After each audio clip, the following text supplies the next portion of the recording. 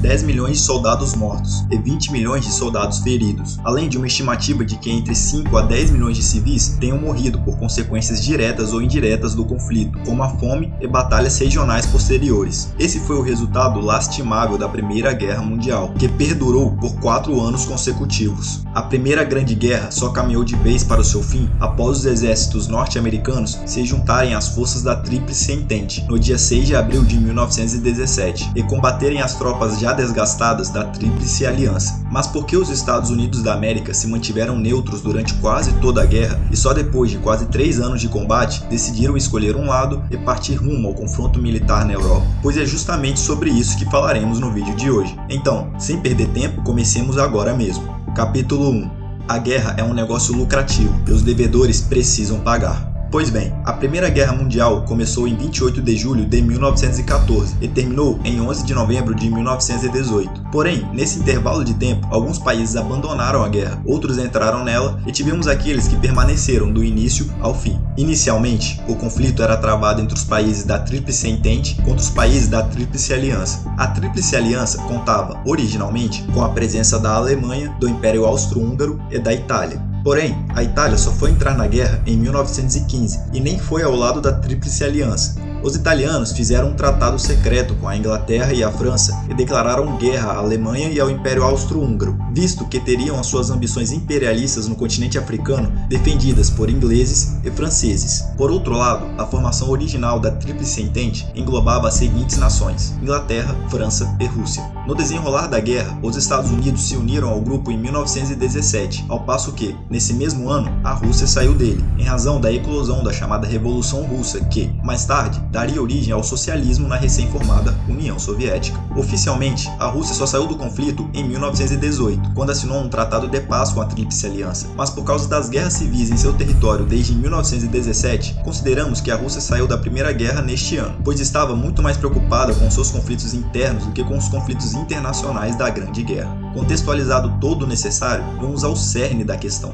Isto é, antes de se declarar parte na Primeira Guerra Mundial, em 1917, os Estados Unidos não moveu um dedo do seu exército para ajudar alguém com as suas tropas, desde que o conflito estourou lá em 1914. Todavia, apesar de declarar a sua neutralidade militar, os Estados Unidos perceberam que podiam lucrar muito com a guerra, fazer bilhões de dólares sem precisar tomar parte nas batalhas brutais que aconteciam na Europa. E eu já vou te contar como os norte-americanos fizeram isso e acabaram sendo arrastados para os conflitos armados da Primeira Guerra Mundial. Mas antes, eu peço que deixe o seu like no vídeo para ajudar o canal a crescer. Compartilhe com os amigos também se puder. Agradeço muito mesmo o carinho de todos. Pouco a pouco, o canal vem ganhando mais relevância, inscritos e visualizações. Aliás, se você se interessa por assuntos como geopolítica, história e conflitos de relevância mundial, já se inscreva no canal também, para não perder nada. Temos vídeo toda segunda-feira e todo sábado, às 10 horas da manhã. Agora, voltemos ao assunto do vídeo que te prendeu até aqui. Como eu dizia, os Estados Unidos se deram conta de que a Primeira Guerra Mundial, travada na Europa, era uma grande oportunidade de negócio. Para vocês terem uma ideia, a Primeira Grande Guerra custou em torno de 180 bilhões de dólares aos países envolvidos.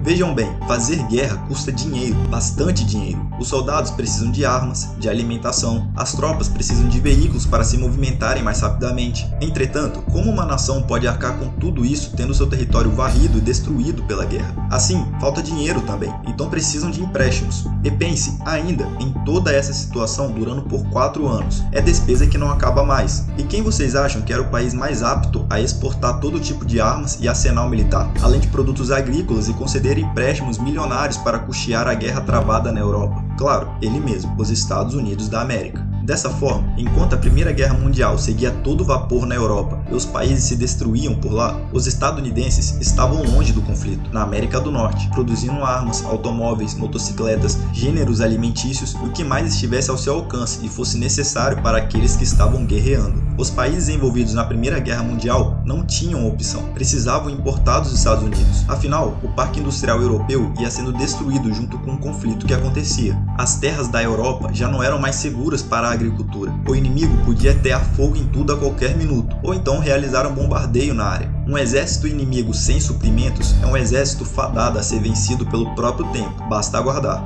Porém, precisamos entender uma questão de suma importância aqui. Por questões de interesse, os Estados Unidos só exportavam seus produtos e concedia empréstimos para os países da Tríplice Entente, principalmente Inglaterra e França. Óbvio, os alemães não estavam nada contentes com isso, pois, na batalha, estavam no lado oposto desses países beneficiados e queria vencê-los o quanto antes. Ora, os Estados Unidos estavam fornecendo suprimentos militares, alimentícios e empréstimos para o inimigo. Aliado a essas questões, os russos tinham abandonado a guerra por conta da Revolução Russa, que acontecia e gerava guerras civis no país. Resumindo tudo, a Tríplice Entente agora só contava com a Inglaterra e a França, de forma que os alemães, os austro-húngaros, viram nesse momento a chance de vencerem a guerra, pois os adversários tinham acabado de sofrer perdas substanciais em seus números. Portanto, se somado a isso, a Tríplice Aliança conseguisse cortar o fornecimento de suprimentos e empréstimos vindos dos Estados Unidos, a vitória viria cedo ou tarde. Diante desse cenário, a Alemanha foi para cima dos Estados Unidos. Mas foi aí que ela cometeu o que, talvez, tenha sido seu maior erro de estratégia militar durante a Primeira Guerra Mundial.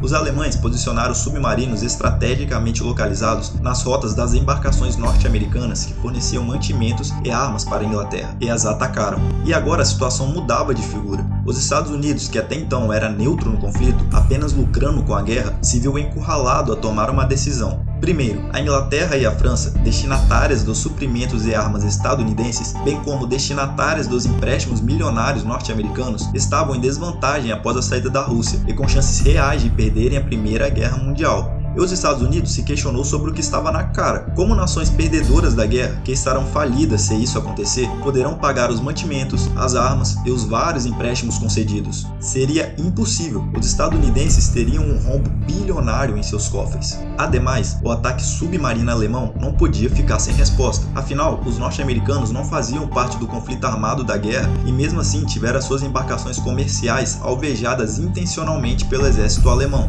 Percebendo que não poderia mais se abster de um posicionamento, em 6 de abril de 1917, os Estados Unidos declarou guerra aos alemães e seus aliados. A batalha na Primeira Guerra Mundial começaria para os norte-americanos.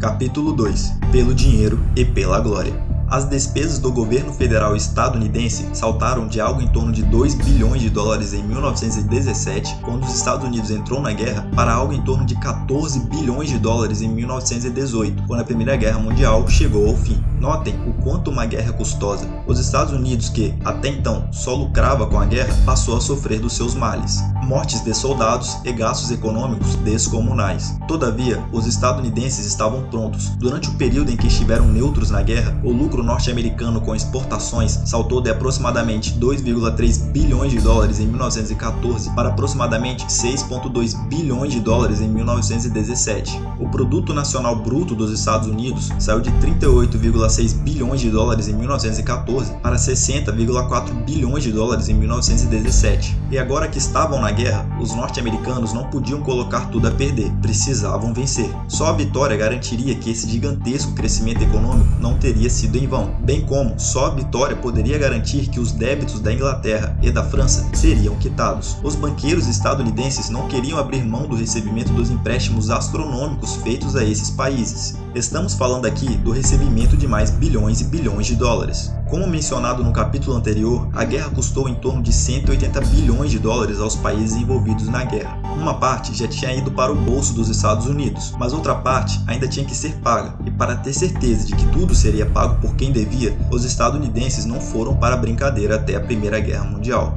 Os norte-americanos se jogaram com tudo, utilizando-se de um grande volume de soldados, tanques, navios e aviões de guerra. Em abril de 1917, os Estados Unidos tinham começado a sua participação. Em novembro de 1918, tudo tinha terminado. Numa guerra que já vinha desde 1914, precisou de 1 ano e 7 meses para ser encerrada pelos estadunidenses. Claro, os norte-americanos chegaram à guerra e já encontraram seus inimigos cansados e desgastados pelo conflito que durava anos, e isso ajudou bastante. De toda forma, após a Tríplice Entente ser tida como vencedora da Primeira Guerra Mundial com a chegada dos Estados Unidos, a verdade é que a Inglaterra e a França precisavam se reconstruir. E, novamente, quem vocês acham que tinham os recursos financeiros e industriais para tanto. Sempre ele, os Estados Unidos, que agora sabia que os empréstimos concedidos, armas e mantimentos seriam pagos um dia, além de saber também que lucrariam ainda mais com a reconstrução da Europa no pós-guerra. A América do Norte estava intacta, os parques industriais e as terras agrícolas tão bem como nunca antes. Os Estados Unidos foi alçado entre as maiores potências econômicas e militares do mundo. E outra vez, era hora de continuar fazendo dinheiro. A glória da vitória, pelo que tanto lutaram, precisava ser recompensada. É isso, galera. Esse foi o vídeo de hoje. Agradeço por terem assistido até aqui e, se gostaram, deixem o seu like, comentem, compartilhem e cliquem logo abaixo em inscrever-se para que eu me motive em trazer mais conteúdo para vocês. Temos vídeo toda segunda-feira e todo sábado, às 10 horas da manhã. Então, se inscreva para ser notificado e não perder nada. Fiquem bem e até o próximo.